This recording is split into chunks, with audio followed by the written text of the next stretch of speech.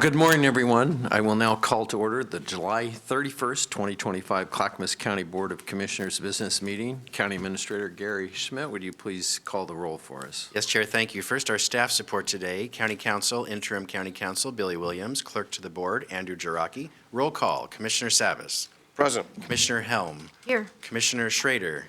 Here. Commissioner West. Here. Chair Roberts. Here. Thank you, Gary. Will you please stand and join me in the Pledge of Allegiance? Pledge allegiance to the flag of the United States of America and to the republic for which it stands, one nation, under God, indivisible, with liberty and justice for all.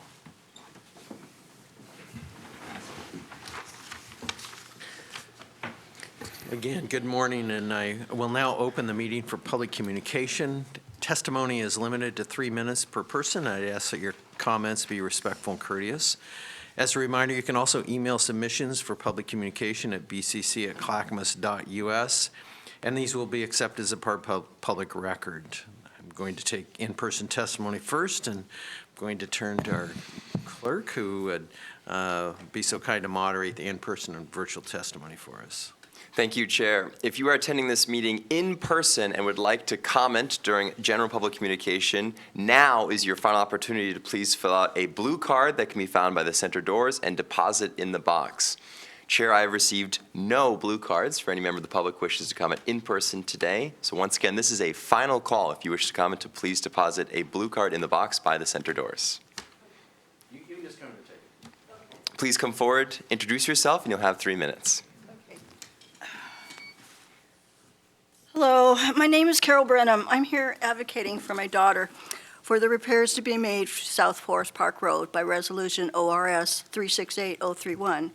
She bought her home in May of 2018. 6 months later, she became disabled.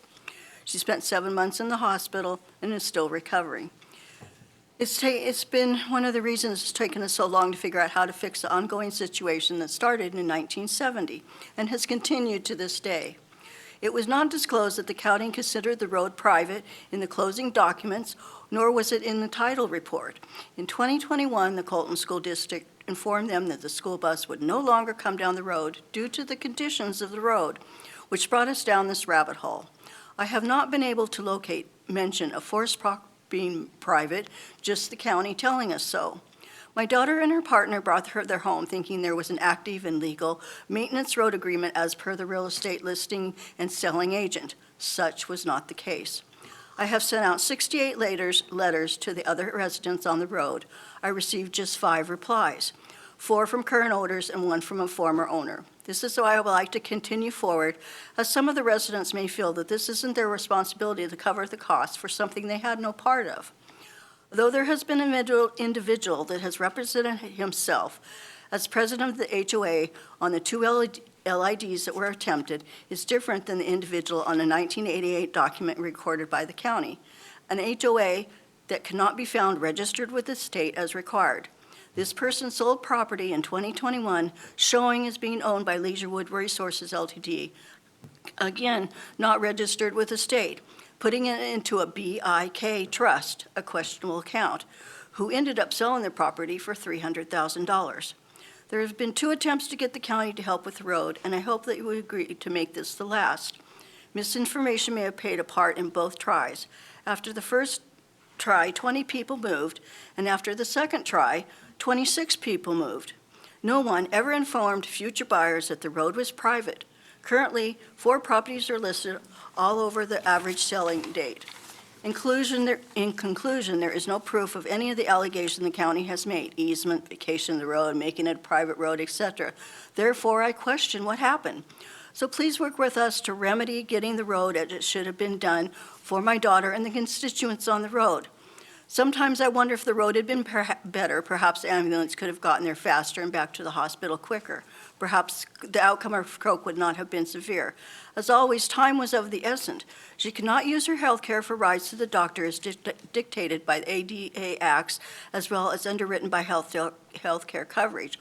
All this being allowed by the construction of a subdivision, not in compliance with the 1955 Subdivision Act, without proper roads, and with the Clackamas County changing road rules in 1973, allowing continued fraud and deceit. The county did not look out for its constituents. I sent documents verifying everything that I've just said. It is a very ongoing thing. I don't think that these getting these people to come together to fix roads, the third time I would really like for the county to step in and take responsibility and help us get this road fixed. All right, thank you for your My time. daughter had a statement too, if I could read that for her. She's disabled, so she can't speak well. Oh, yeah, I will, that's totally fine, go ahead. Okay. Her name is Amity. She has speaking difficulties. A road is said to be private with public access is a contradiction in terms. In essence, if a road is private, it cannot be considered open to the public without a specific legal exception or easement. Public access implies the road is maintained by a government entity and available for general use. So which is it, private or public? Legal document? Under an involuntary dedication, a road can become public through adverse possession or prescription if it has been used by the public openly and continuously for a long period of time, often 20 years or more, without the owner's permission. I purchased my home property in 2018 with the understanding there was a road agreement for the roads. Reviewing my end-of-the-year escrow statement, I discovered no funds were paid for any road maintenance. I contacted both my real estate agent and mortgage broker, and both implied there wasn't any account of a road maintenance fee or that the road was private but advertised as public. Just a short week later, I suffered the life-altering stroke, which left me hospitalized for 6 to 7 months, unable to speak, walk, talk, drive, or work. After being denied medical transportation in 2022, it renewed my interest in discovering road issues. Under Oregon state laws, I have the right to send a complaint to the individual entity or entities to bring to conformity. So like in January 29, when I asked who's responsible, I'm no closer today than I was back then. This is some of the things that she, found that their plat was laid out in the same wording as Charlotte's Estates off Leland Road and Beaver Creek during the same time, and those words were accepted and maintained by the county. What happened to the lien bond requirement that's the subdivision regulations of 1955, number 14, page 12 to 13, for improvements? In 72, canceled the plat for their plat, restatement documents, road exceptions legally specified in public records, noted on deeds, the subdivision regulations. Let's see. In 72, Court Order 72-308 dated, deleted county road standards without prior authorization by roadmaster. What happened to the unrequested roads in plats? Was the notice sent? Let's see. County in 1988, county state privatizes road documents and freed dues by residents of an HOA. The document states lots 52 to 70 for a road fee, and nothing about privatizing a public road. To county standards change each year, so my question is to what county standards are required, past or present, and of what years was it required? Back is which, private or public? It can't be both. Isn't 50 years long enough? All right, thank you very much. Thank you. And Gary had a comment for us here. Yes, thank you very much, Mrs. Branham, for this update. Our staff is happy to talk to you right now, if you're willing. Our Director of Transportation and Development, Dan Johnson's in the room. We'd like to help resolve this and work with you. I would. I have talked to them. I've gone to pretty much everybody and snibbled about this, and I would greatly appreciate it. I brought a ton of documents. I can show you. I have all the tax records. I mean, I have everything. All right? Commissioners, our staff's happy to talk with her right now and see what we Yeah, can do. that'd be great. Dan's a handsome guy in the back there. I think I met him before. Thank you. Commissioner West. Dan, thank you for being available. Fantastic. I'm glad we could be responsive. Gary, I hope that the board can get an update to the situation after this conversation. Yes, absolutely. And Commissioner Savis. Yeah, I believe Commissioner Schrader and I were both here when this last came to us. I know it's got history prior to my 15 years here, but I just want to express that in my 15 years being here, I have seen a lot of private road challenges, whether they're public roads or they're private roads. And often the development chooses to keep it a private road or a public road, so they don't need to make the improvements and make the investments for all the features to make the road sound or safe and all the number of things. So there have been several, and still are several issues out there with some private and public roads in which are not owned by the county and were not built to standards in the first place, which makes it extremely challenging. So my heart goes out to the circumstances for all of those and others that I'm aware of. But there are people that park on these roads and they can't be removed, or they leave things on the roads that can't be removed, and it's a burden to the homeowners. And if they're organized, they're in better shape, but if they're not organized in an active HOA or whatever it may be, then it makes it more difficult. So this is not the first and won't be the last, unfortunately. Right, thank you. I think we'll transition, Clerk, to the virtual testimony, unless you had anything else, Gary. Okay. No. Understood. Thank you, Chair. If you are attending this meeting virtually and would like to comment during public communication, this is your opportunity to please raise your hand, and I will call on you in the order that I see. Mr. Cook, I'll allow you to speak, and you'll have 3 minutes. Good morning, Commissioners, Administrator Schmidt, and staff. Here to acknowledge the wonderful volunteers of Clackamas County community planning organizations and hamlets that make up Clackamas County a great place to live. Here to acknowledge July's Volunteers of the Month. So to begin with, I was going through some old emails and came across one to Commissioner Savas from 2021. And I stated, "Thank you, Commissioner Savas, for your generous comments last night C4 meeting in regards to volunteers. It's amazing how little recognition, encouraging words goes a long way to build great relationships." And hopefully with this, we can continue to build that. So a thought for today is commission and staff might be the brains and the voice of the county, but it's the volunteers that are the heart and soul. So with that, here are the volunteers for the month for CPOs and hamlets. From Land Hill Neighborhood Association, Cheryl McCaffrey has been diligent and persistent in creating gatherings to provide ideas about how the association can increase participation by members. She has organized and brainstormed sessions with several groups and managed hundreds of emails in the process. From Beaver Creek CPO and Hamlet, Cheryl Bouchard, Hamlet Treasurer, continuous monthly oversight and coordination of Hamlet's finances, along with her service in creating and managing the Hamlet's Beaver Creek Welcome Booster Committee, welcoming new residents with information and welcome packets, along with Mark and Cindy Hilliard and their amazing park committee for fundraising and promoting extensive community engagements through events, including Easter hunts, open air markets, rummage sales, National Night Out, Summer Fest concert, holiday tree lighting ceremony, and other events of our community. Mark also represents Clackamas County Hamlets at C4 Coordinating Committee.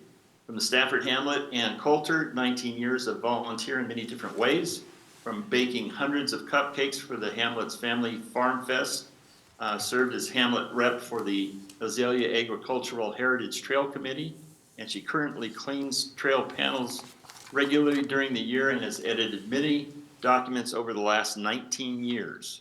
From the Stafford Hamlet, or Stafford Tualatin Valley CPO, John McCabe, for his ongoing oversight of the West Lynn Wilsonville School District and its impact on Stafford area residents, from budget issues to new building projects that impact CPO residents. John has spent hundreds of hours testifying and keeping the locals up to date. And to wrap it up, the Hoodland CPO would like to recognize Marty Bone, Secretary, Treasurer of our board and Chair of our Land Use Committee. Marty has spent thousands of hours organizing the Hoodland Emergency Communication Network, and I believe Commissioner Helm commented on that recently after visiting the Hoodland CPO. Marty has worked with the Mount Hood Corridor Wildlife Partnership, the local ham radio operators, and the County Disaster Management Office to ensure their ability to reach out beyond their area. So those are the CPO and Hamlet Volunteers of the Month, working for the betterment of Clackamas County. And thank you for the time, and keep up your good work. Thank you. This is a final call. If you are attending this meeting virtually and would like to speak during public communication, to please raise your hand.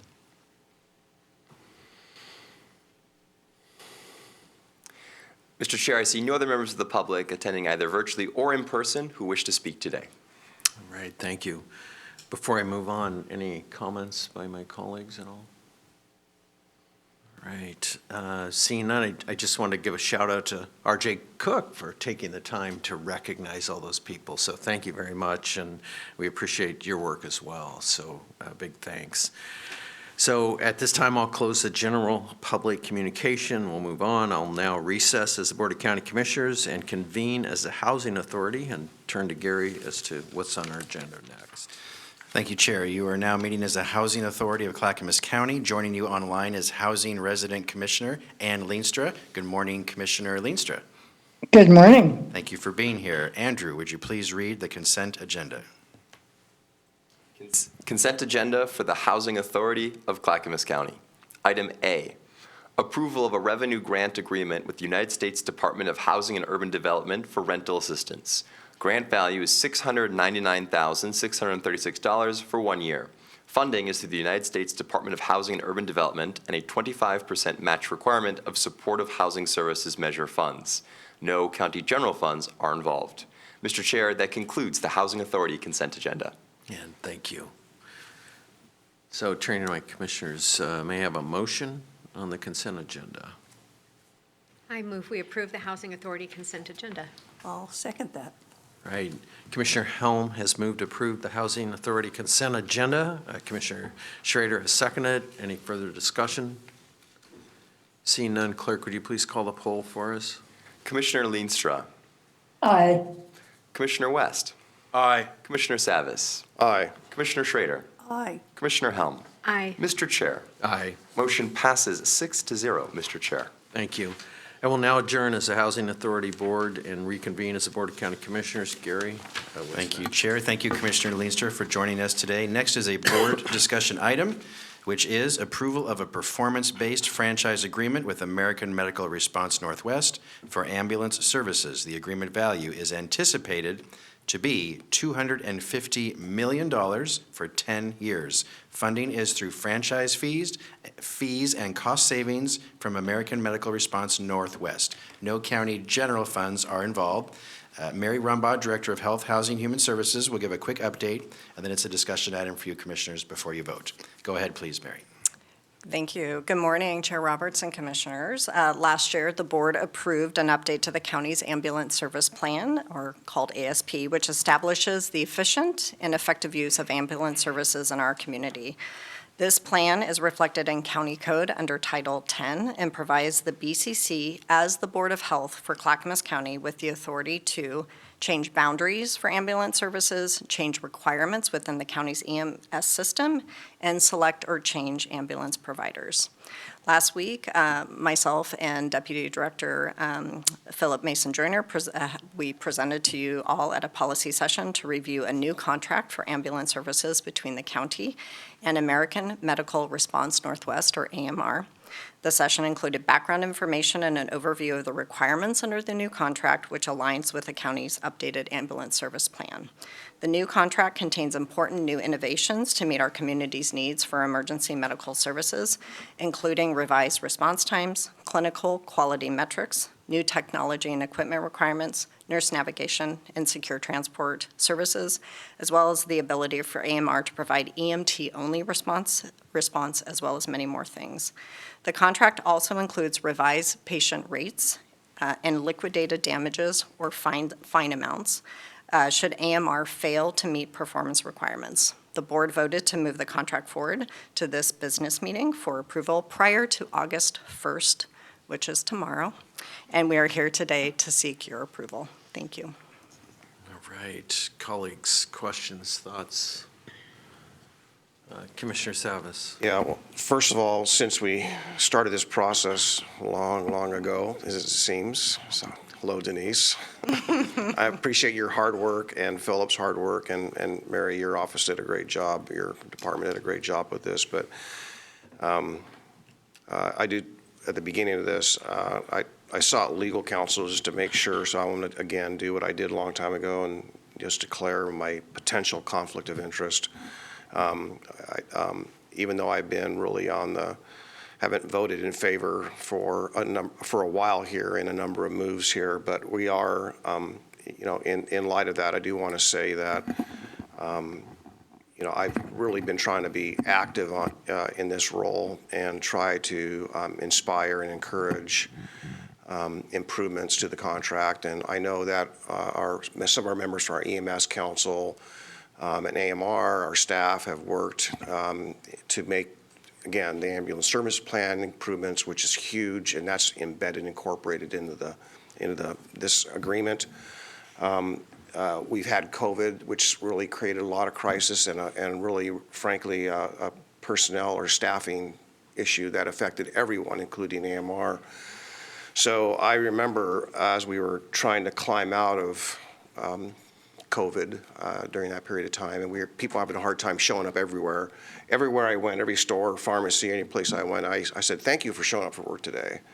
And, that goes out to a lot of people that chose to, at that time, run the risk of being exposed to, COVID and also the pressures of which. But, to the workers out there, our staff here and also at AMR, a big shout out for the people that stuck with it and chose to stay in the profession, and a big thank you for showing up. So I just wanted to get that said. I'm inclined. I've talked to a lot of people since the last meeting where I abstained, and I feel I have a little bit more comfort today to vote be a yes today. But I do want to say that, I want, compliance, trying to meet the calls. Big thank you to all of our emergency people, to serve the people in what could be, or sometimes often is, the worst time of their lives. So it's important for us to just keep that in the focus. And I know that, both our staff and AMR and fire, police, everyone, that I know that's their number one objective. So thanks for the hard work and being patient with me. I know I've been tough to deal with on this one. Thank you for your kind words. Commissioner West. I want to, right out the gate, just echo Commissioner Savis's support for your team. Mary, Denise, and Philip were phenomenal. I personally think that H3S is one of the great bright spots in Clackamas County overall. Y'all continue to impress. And I really like working with your team. And so this is just another moment of excellence for your department's work. So I hope your whole department can hear me. It's very heartfelt. I absolutely mean it. And I think it's noticed across the region, the amount of professionalism and compassion and hard work your team puts into this type of stuff every single day. And it impacts our neighbors directly in their lives in a way that's tangible. So thank you for that.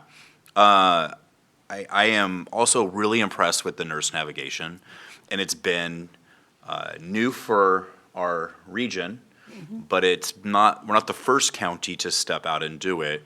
And it is really just building on best practices, access to care, efficiencies. And I know it takes a little bit of startup money. It takes a good partnership with a group like AMR to get it done.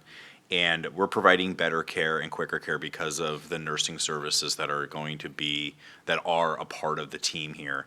And as a nurse, I really believe in the ability for my colleagues in the field to be able to be nimble and step up and provide really quality evidence-based care to people that need it.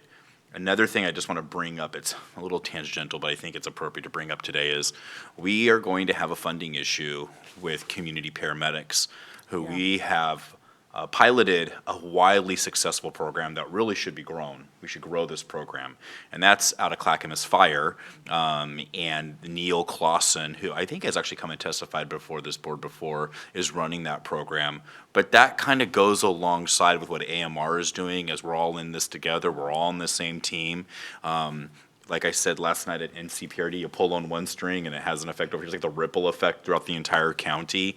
And sometimes we can get siloed in our little areas, but one little thing in one department you don't understand could have a bigger effect down the road somewhere else in the county. And if we lose community paramedics, that is a vital loss to our ability to help people get the care they need, stay healthy, not be in our emergency departments, get the medication-assisted treatment that they need, get the diabetes treatment they need, get the chronic illnesses under control, and just have a healthier county. We want a healthy county, and so we're trying to be innovative. And I think it was a week or two ago, I spoke to Mark with AMR in the back, and there's so much amazing innovation in this space happening across the nation. And he's telling me about things he's learning in other jurisdictions, like, oh my God, what if we could do that here? And just learning about how to better provide public health across the board and emergency services to people. And we have more to learn, but this has been a long journey to get to where we are today. I mean, it's been an adventure. We've had our ups, we've had our downs, but I think that it's a testament to the relationship that the Board of County Commissioners has developed over many, many years with AMR. And if that strong relationship didn't already exist, and that professionalism didn't exist to have hard conversations and to deal with hard realities that we had to deal with, we wouldn't be here today. And it's gone through more than one board, but I want to thank Mark and your team and AMR for sticking in the game with us. And we're figuring it out, and I think that we're all here in good faith. So this is a big day today. I don't know how many people are watching online. I don't know how exciting ambulance contracts are to the public. Maybe to us sicko fans, it's real exciting, and we get up every morning just chomping at the bit to do these weird policy things, but a lot of people probably are at work. But whether they know it or not, this will have a massive impact on their everyday life across a very large county that's very diverse. And I think I talked to Clackamas Fire, Estacada Fire, how the region is changing and shifting within how we do medical response. And I'm glad that we were able to work well together. And there's a lot more to come in this space. And you can look at other regions and counties, and it has been more of a struggle than what even we've had to deal with. But by doing things the right way, I like to say the Clackamas County way, we got here today. So Mary, once again, thank you. AMR, thank you. I am going to be supporting this enthusiastically today, and then moving forward doing the good work that we all are tasked to do. Thank you. Thank you. Commissioner Schrader. Yeah, I want to thank you for all your hard work, and I see Mark back there from AMR. I have been through multiple ambulance contracts through the years, and this one by far has been one of the easier ones to get to. I'm glad that we brought it to fruition. I'm glad we have good partnerships. I'm also glad we have a commissioner who's a nurse who gets continuum of care to help inform the process. And I will also enthusiastically vote yes to see this finished up for the time being. Thank you. Right. Just a couple comments, and I was actually planned on talking about the nurse navigation system because I think that is really amazing. And I think just for the public's knowledge, maybe you could just touch on that a little bit for us and kind of explain that. I probably am not the best person to really do the day-to-day stuff. Could I call up Kim LaCroix, our public health interim director, and she could speak a little bit more to that? We're just excited to have it, and I'd just really like the public to kind of hear about it. Yeah. Little did you know.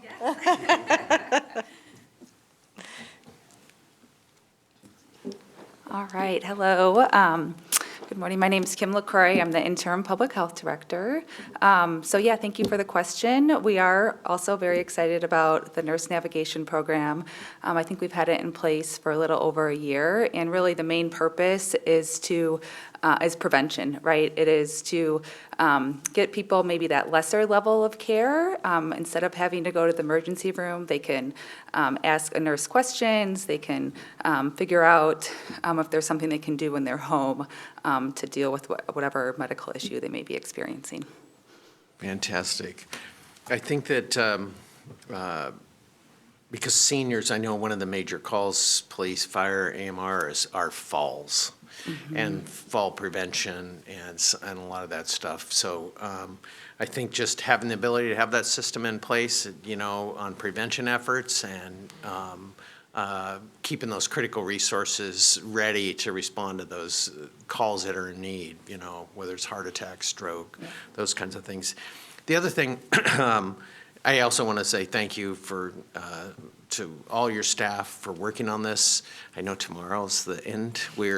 I want people to know that you have been working on it diligently. It's not like you put this off to the last minute. So it has been a work in progress, and I just want to say thanks for that. I think my hope is as we move forward, this is constantly kind of challenging all of us to take advantage of technology and how we can better respond. I know I've had conversation with fire chiefs from Clackamas and Tualatin Valley about technology and how in the cars today you can determine how many airbags went off, how many people are in the car, whether it's a rollover or not, and all which really comes back to also dictating what kind of response you do need. So I'm looking forward as we kind of figure out how to implement those systems to improve our response. But with that being said, I just, again, want to say thank you, and I see Commissioner West has a comment. Go ahead.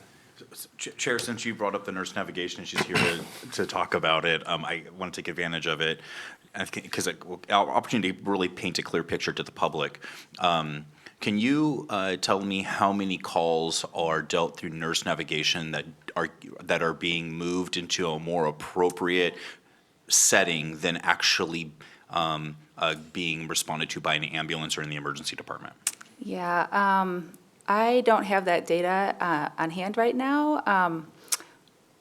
We do have one of our staff who's on the meeting, who's registered via Zoom. I don't know if he could pull that data. You don't have to be specific. Would you Okay. say that number is significant enough that it's relieved pressures off the Oh, system? absolutely, absolutely. Would yeah. you agree, in my perception is that we have better response times in Clackamas County because of the nurse navigation? Right, that's absolutely correct, because they have more ability to get to those higher need medical situations. So it's more of a surgical, no pun intended, but no medical, a surgical response to triage individuals triage is the appropriately. word, So, yep. so really, really pinpointed triage. Absolutely, yeah. And then, is it correct to say for a little while, we had really difficulty meeting required response times? And one of those reasons is because how the system was set up and the geographical disparities that just exist within Clackamas County and some of those other disparities that are just inherent with how we are structured.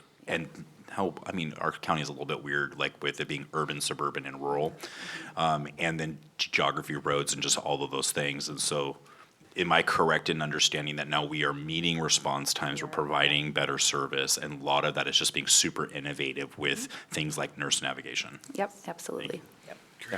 Commissioner Savas. Yeah, a couple things I forgot. I take notes to make sure I don't forget. I don't look at my notes. So what I would like to say is that a number of things that really, I think went really, really well in this, and a lot of improvements that have been made in the contract. And I just concerned going forward with the Reach and Treat programs that we look forward and figure out how we tackle that, because it has saved lives, and I'm just concerned about that going forward a year or so from now. The other thing I want to just say, another part of my shout out is that this is one industry, so everyone in this room's part of this shout out and kudos. They work really hard for continuous improvement, for better outcomes, and so all of you that are in the room with regard to that, thank you for that, but they're constantly trying to improve and make the best with what we got and under the circumstances. And the calls we get today are quite different than the calls we got 10 years ago. So that's really changed, and this industry has adjusted. So kudos to all of you. Thank you. All right, thank you. So I think we're at a point, colleagues, would someone like to make a motion? Chair, I move we approve the performance-based franchise agreement with American Medical Response Northwest for ambulance services. I'll second. All right, Commissioner Savas has moved to approve the performance-based franchise agreement with AMR Northwest for ambulance services. Commissioner West is seconded. Any further discussion? Just one quick comment. I want to thank all of those first responders that are dealing with this on day in and day out. And In particular, I know one that is Jake with AMR is an amazing paramedic, and just a shout out to those frontline paramedics that do that difficult work. So with that, I would just ask the clerk to call the poll. Commissioner Schrader, Aye. Commissioner Helm, Aye. Commissioner West, Aye. Commissioner Savis, Aye. Mr. Chair. Aye. Motion passes 5-0, Mr. Chair. All right. Congratulations, everyone. Thank you. Thank you very much. Big accomplishment. Gary, what's next? Thank you. Next is the consent agenda. Andrew, would you please read the consent agenda? Consent agenda for the Board of County Commissioners. Item A, elected officials. 1, approval of previous business meeting minutes for the Board of County Commissioners. 2, approval of a personal services contract with Garton Services for secure document shredding services. Contract value is $225,000 for 3 years. Funding is through invoicing county departments and divisions for shredding services, which may include a small portion of budgeted county general funds. B, transportation development. 1, approval of a property sale to the City of Oregon City for a parcel located on Dallas Street. Sale value is $382.86. Funding is through the City of Oregon City. No county general funds are involved. 2, approval of an amendment to a contract with Total Golf Management Services for operation of the Stone Creek Golf Club. Amendment value is 1 year. Total contract value is $3,255,000 for 12 years. Funding is through golf course revenue. No county general funds are involved. 3, approval of a grant application to the Oregon Department of Transportation for the Transportation Growth Management Transit Development Plan 5-year update. Grant value is $269,190. Funding is through the Oregon Department of Transportation with a required match of $30,810 through state transportation improvement funds. No county general funds are involved. 4, approval of a goods and services contract with ACRO for a prefabricated bridge for the Johnson Creek Tributary Culvert Replacement Project. Contract value is $154,800 for 5 months. Funding is through Damascus Road funds. No county general funds are involved. C, Health, Housing, and Human Services. 1, approval of renewal revenue grant agreements with the U.S. Department of Housing and Urban Development for rapid rehousing and permanent supportive housing programs. Total grant value is $2,087,770 for 1 year. Funding is through the United States Department of Housing and Urban Development, Oregon Emergency Housing Assistance Program funds, Community Services Block Grant funds, Supportive Housing Services Measure funds, and $105,629 in budgeted county general funds. 2, approval of a subrecipient grant agreement with the Slavic Community Center of the Northwest for youth substance use prevention programming. Agreement value is $162,228 for 2 years. Funding is through budgeted county general funds. 3, approval of an amendment to a revenue grant agreement with the Oregon Department of Early Learning and Care for preschool coordinated enrollment services. Amendment value is $171,930 for 9 months. Total agreement value is $736,410 for 33 months. Funding is through the Oregon Department of Early Learning and Care. No county general funds are involved. Mr. Chair, that concludes the consent agenda. Thank you, Andrew. Any of my colleagues wish to remove an item from the consent agenda? Seeing none, may I have a motion? Chair, I move we approve the consent agenda. Second. Right, Commissioner Helm has moved to approve the consent agenda. Commissioner Schrader has seconded. Any further discussion? Seeing none, clerk, would you please call the poll? Commissioner Savis. Aye. Commissioner West. Aye. Commissioner Schrader. Aye. Commissioner Helm. Aye. Mr. Chair. Aye. Motion passes 5-0, Mr. Chair. All right, thank you. I will now recess as Board of County Commissioners and convene as the North Clackamas Parks and Recreation District Board of Directors. I'm sorry, Chair, there's an error in the script. My apologies, there's no NCPRD item today. You just met last night. I'm terribly sorry. I'm sorry. No, that's no problem. Reconvene as the Board of Commissioners, please. So, all right, I'll reconvene as the Board of County Commissioners, and I'll turn to you. Chair, it was my fault. I love, the meeting was so fun last night. I wanted you to meet again today. It was a long night, wasn't it? Sorry about that, yes. All right, next is County Administrator Update. That's me. I'd like to recognize our incredible county employees and our programs that we provide to the public. Today, I want to recognize recognize our Parks Division within the Department of Transportation and Development, and especially Parks Ranger Judy Bernards. She was supporting Metzler Park and received this note from a community member. As we bade farewell to special friends when leaving Metzler Park this summer, many in our camping group expressed gratefulness for a particular superior ranger. This special park employee is the hardest working ranger we have ever witnessed at any park, private or otherwise, and we are pleased to be able to tout her amazing abilities and job performance in this testimonial.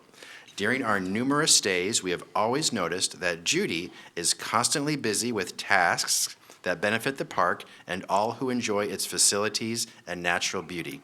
She is cheerful, knowledgeable, professional, a hard worker, kind, personable, fun-loving, a problem solver, and sensitive to both visitors and campers of every assortment. We wholeheartedly think Judy is simply amazing and totally worthy of honoring. Thank you for hiring such capable individuals who have such pleasing personality traits, a variety of valuable skills, take pride in their work, and are highly motivated and care about the people they serve. Wow, that's an incredible message. Thank you for that message. Thank you to Judy and all our park staff for all they do to support our parks and our community. Next, Commissioners, Disaster Management and Public and Government Affairs have teamed together to produce and publicize the ClackCo Prepared Initiative, which helps residents take important disaster and emergency preparedness steps before a disaster or emergency occurs. This includes signing up for public alerts, knowing emergency evacuation routes, and building a to-go kit. This campaign was recently featured in a statewide Latino leadership newsletter called PODER. The newsletter read, "This summer, Clackamas County is building more than emergency plans, it's building trust." Through bilingual, culturally rooted content, the ClackCo Prepared campaign is helping communities access life-saving information on wildfire prevention and natural disaster readiness. Thank you to our disaster management and public and government teams for this excellent outreach effort to support our community. That is my update today. Back to you, Commissioners and Chair. Thank you. All right, now it's time for Commissioner Communication, and I'll turn to Commissioner Schrader. Yeah, so, everyone, I brought show and tell today, so I'm going to leave some of this out so you can have some. Yesterday, I visited the North Willamette Research and Extension Center Experiment Station. It's in the North Willamette Valley, outside of Canby, close to Charbonneau, and it is one of the anchored ag research stations in the state of Oregon. I know there's a couple in other places, but I always go to this one because it's close to home. And what do they do there? They do all kinds of level of agricultural research. I had an opportunity to observe, they brought me to the insect lab, of course, okay, where I got to see some of the bees and other creatures that they have been looking at and working with, and they do quite a bit of research work, particularly with pests that attack our nut crops, our hazelnuts, which is a big, huge deal because we are major exporters of hazelnuts, not only within the United States, but also as traded sector, sending it overseas to other countries. So it's a big deal there. A lot of beetle research going on, and of course, I am particularly partial to bees because that's what I studied. And so they gave me a whole tour. I looked at some of their experimental crops, which I have in front of me right now, some experimental, some not so much, and had a look at what they called their pollinator hedgerows, which I took photos of because I'm still pushing Gary to get that pollination garden here and some hedgerows, which I think will save water and give us an opportunity to have a taste, get an opportunity to be in nature and see how all of this works. But in any case, some of the produce, I kind of have this funny little thing. It's actually a cross between a melon and a cucumber. So it's a Q-melon or something of that sort that I thought was rather interesting. I have a few. I haven't cut into one yet, but it looks like I'll be able to make some really beautiful salads with this. And this is also a different variety of cucumber. When Emily saw it, she thought it was a zucchini. It's not, actually. It's one of the major cucumbers that they're growing. It's a different variety, and of course, they grow different varieties, testing. Is your mic still on, Martha? I think so. I'm just not talking into it. They test different varieties, and they have these setups where they can actually monitor water in the soil and get an idea of when it's best to water, how to limit water use, but yet still have, crops that we can harvest. So it's also that water saving, and it's all based on technology now. A lot of it is including solar arrays as well that run the electronics that help monitor a lot of these things that they're looking at in the soil and in the air. It's really fascinating. And I also we're harvesting blueberries, so I had an opportunity to get some fresh blueberries from them as well as blackberries. And they are having an open house next week. I believe on Friday here. Yeah, you better have a few here. There you go. We can pass These are them. blackberries? These are big. Blackberries, you can pass them down if you want. They are having an open house. Let me check the date here. I'll pull up Really good. my calendar. I'm planning on being there to visit. I do sit on their board, which is really fun for me. It brings me back to my agricultural roots. And let's see, when is their open house? Okay, their open house is August 6th. All right, and it's at 152110 Northeast Miley Road in Aurora. It's well worth the visit to see what Oregon State University is doing at this end of our county, particularly in ag research. So that was my fun trip for today, yesterday, and to this afternoon. I'm heading down to Corvallis. I was asked by the Oregon Business Association to help judge some business model ideas that young people have come together to pull together, and they're going to present their business models to us, and we get to kind of rank them and give advice in that. I think it's quite a privilege to do that. I'm looking forward to engaging with students and young people on multiple levels. And I did just show Gary the other day the information from the Women of NACO. They are going to be sponsoring students 10th through 12th grade to go to our legislative conference next year. And I'm trying to work with some of our districts to see if we can get some students who are interested in going. They're going to be putting together a trip through Washington, D.C. They'll meet with legislators. They'll meet with county officials. They'll get to attend some of our meetings. And all this is geared towards really getting some interest in our young folks in public service and in government. So we'll see how that goes. I've been playing around with a curriculum, but it's not there yet. But I'm really trying to integrate some of the education pieces that we do, because I think that we need to attract people, and young people in particular, into going into these kinds of jobs and service, and things like public administration and everything else we do in this county. So that's my news. It's been an interesting week, and next week's going to be even more interesting, I'm sure. Okay. All right. Thank you, Commissioner Schrader. Commissioner Savas. Yeah, well, first of all, that cucumber you had there, the melon one, the round one, it's shaped quite similarly to a lemon cucumber. Yeah, it is. Which I used to grow. It's like a huge lemon, yeah. Yeah.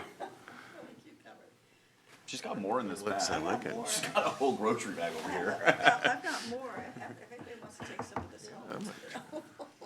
I'd be interested in the taste of that, actually. I'm curious about that one too. Okay, me Yeah. too. Yeah. Okay. I've got two more, so if you guys want, I'd like to keep one. Yeah, because I well, wanna we'll cut it refresh up at myself and lunch. cut 'em. Cut it up at lunch, okay. Perfect. All right, great. Anyhow, thank you. I will just reflect a little bit. Last night at our NCPRD meeting, we had some testimony regarding what I would call a compliment to the naming policy, which was perceived a little bit differently. But as I mentioned, I think actually from that experience, I think we learned something getting back to continuous improvement. How do we validate, the work? And I think sometimes, namings aren't really all that controversial. Sometimes they become controversial, or people are passionate about the name they had. But I think what we did, it didn't cost any money really to do that 3 or 4 day push out for that survey. Thank you, Gary, for directing staff to do that internally. But the comparing the 108 initial submissions to the 1,800 survey results, I think that was very reassuring that, number one, the committee came up with the right name, and number two, that we were as democratic and transparent about the process of naming the Concord Community Center, or Concord Park and Community Center, the new name, yeah. But shout out to all the people that got involved, and, it reflected back. I know I got a little choked up last night, but, I just want to share with you all, when you go through years of sitting in meetings with the community, and I know Rick Cook, I know you're listening, and you hear that the passion that people have, that they bring to the table. I don't care what the topic is, or the project is, or whatever it is. That just, it's always in my mind how much passion and time, people, energy put in. So part of my emotions that came out last night were just the recognition of the commitment, the years of commitment people make in our community, that we hope we have an opportunity to learn and listen and learn from, and recognize really all that hard work. But I think a lot of our projects and things that we do wouldn't happen, as I said this last night, wouldn't happen without y'all. And so constantly wish to continue to encourage people to participate, complain, or whatever it is that you feel that you need to do. It's okay. It's okay, because we're going to listen. And so again, shout out to all those folks for that. And always remember, at least I operate, I know my colleagues operate with good intentions. So those sometimes are perceived differently. But at the end of the day, we have to always realize that really, if you get down, I don't care if it's someone external, if someone's really upset about something or they have a different opinion, always look to see what that good intention is, because I really think that that's core. We all want to do the right thing. And it's really based on the information we have. So with that, I wish everyone a great weekend and last day of July. And we have the fair coming around the corner here pretty soon. August when, Gary? One second. It's in 2 weeks. It is on, one second, August 12th. Starts August 12th. Great. So, Chair, I yield back. All right, thank you, Commissioner. Commissioner West. Thank you, Chair. I'm going to take a minute also to talk about what I actually talked about last night. There was a really good meeting for the Parks District when we were wearing our director hats, not commissioner hats, but I want to tell a little bit of a story to the rest of the community about how we got where we're at and how all these things are interconnected and how powerful that really is in looking back and reflecting, and a lot of pride the county can take about what we've achieved. When I first got elected, there was an effort to try to stabilize the North Clackamas Parks District, because it was struggling and still is struggling, and in a few years may face a financial cliff, which we're trying to address. And we had two very tired properties that weren't really benefiting the district. In Wichita, in my opinion, the school that was had a number of nonprofits that helped children out working out of it.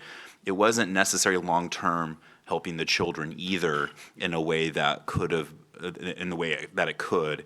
And we had a large property in the Clackamas Elementary school that was an old tired school on 6-7 acres. And so we started this journey to figure out how to relieve those pressures off of a struggling and a little bit bewildered Parks District. And when we started that process, a lot of people had a lot of feelings about it. And a lot of those feelings and comments were honestly misguided, untrue, politically motivated, and quite nefarious. But we stayed the course, and we tried to write the wrong message and do good local policy. We kept our eye on the prize. We kept our head down as policymakers, and we could see the bigger picture of things we wanted to accomplish.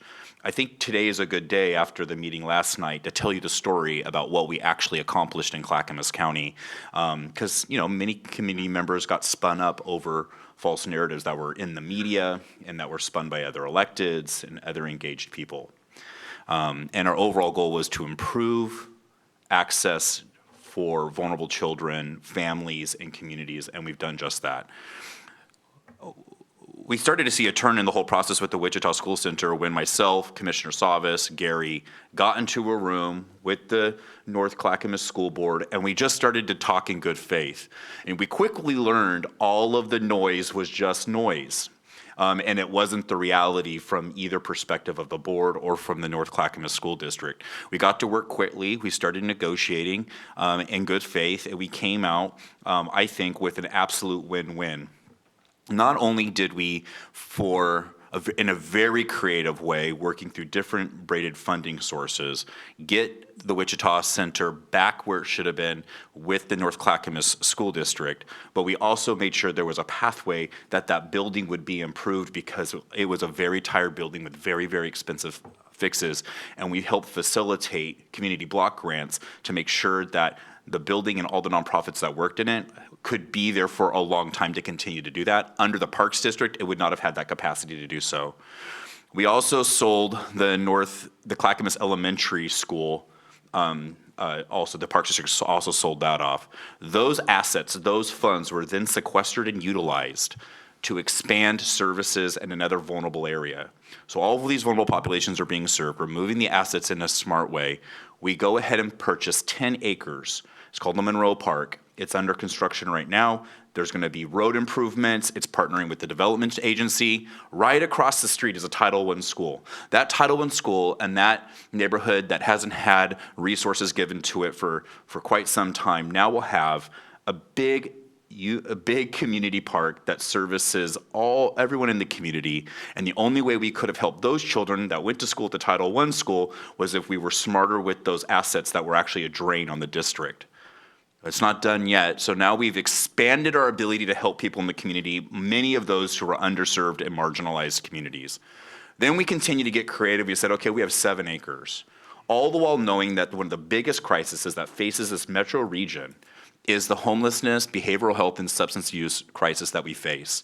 It is one of the most, by polling data, it is the biggest crisis that the public cares about right now. We are really all quite dismayed about the human despair that we have seen in the metro area on our streets and how it has grown. No other county has stepped up like Clackamas County.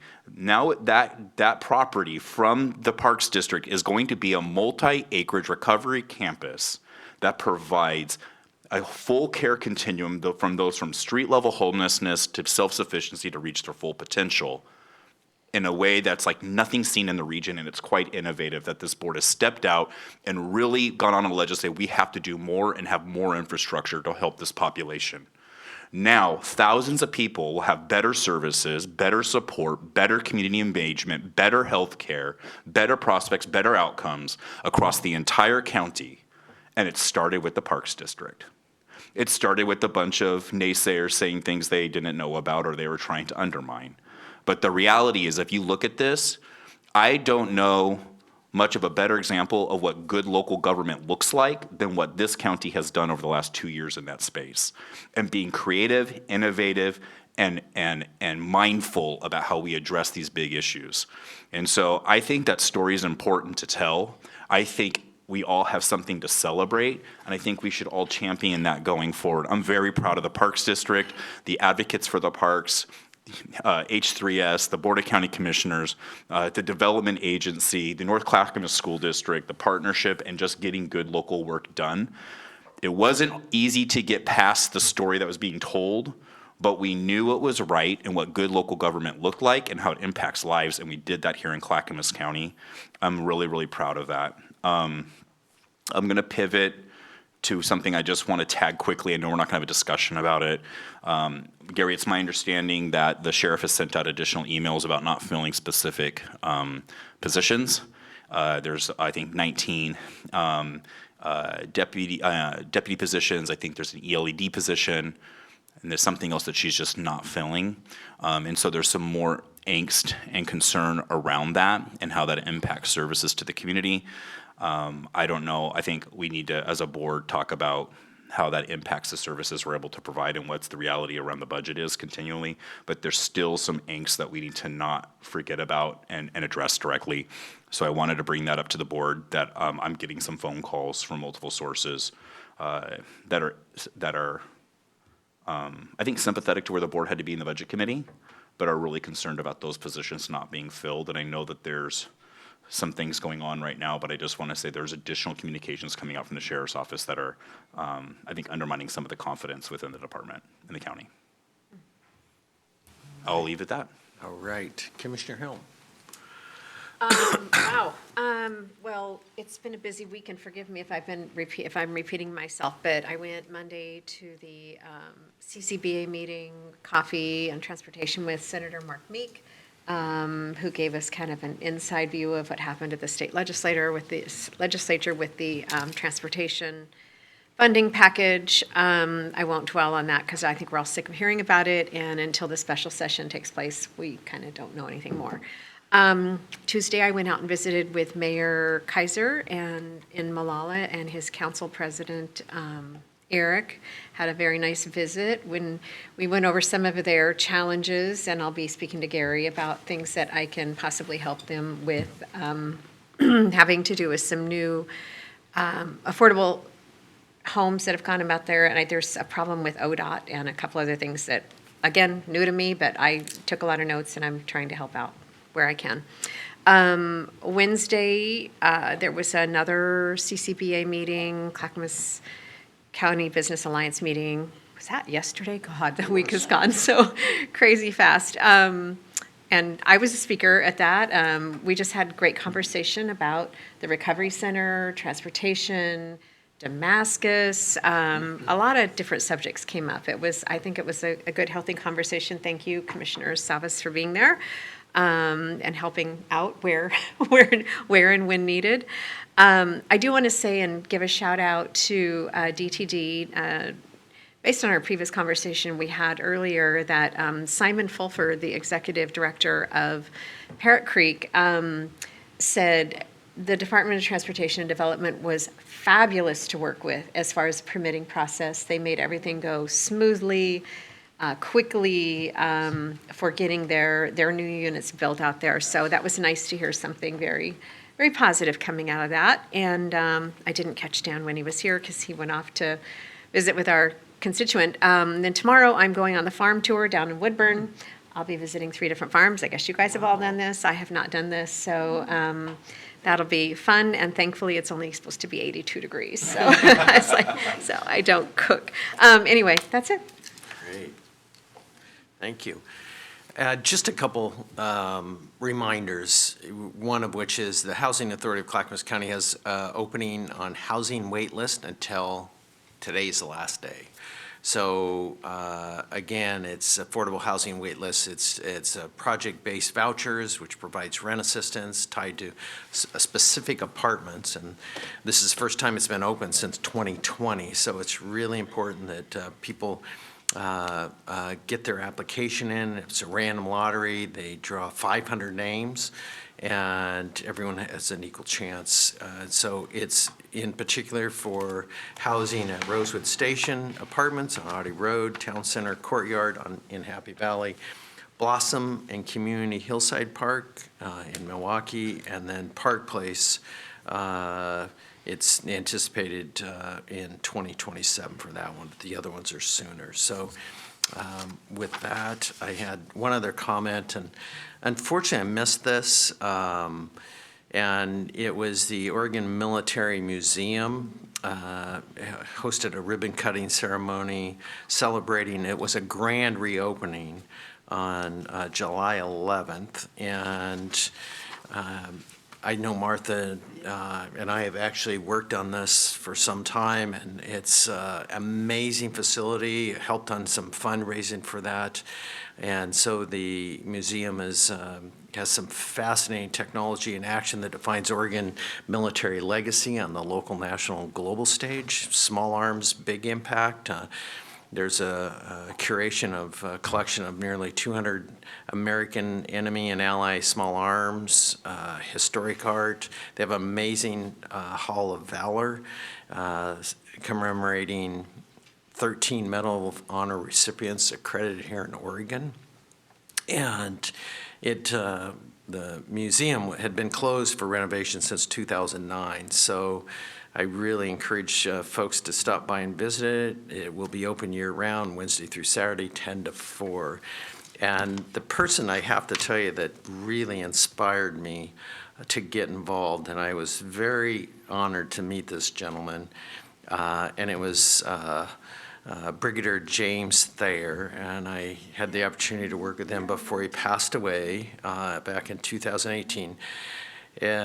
Amazing individual, and I really feel blessed to have the opportunity to have a conversation with him.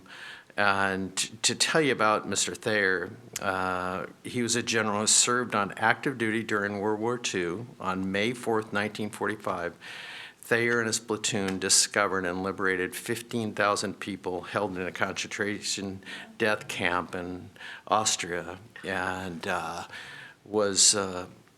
I had the opportunity to talk to him about his military service, and very profound, and what was quite an honor. He received the Silver Star, the Bronze Star Medal, Secretary of Defense Medal, and right here, a resident from Clackamas County, lived in Lake Oswego, and just want to give a shout out to him for all his work, and General Reese, who we both worked with, in helping kind of make that happen. So it's kind of sad I missed that. But and then in my last comment is that I had scheduled 2 weeks vacation.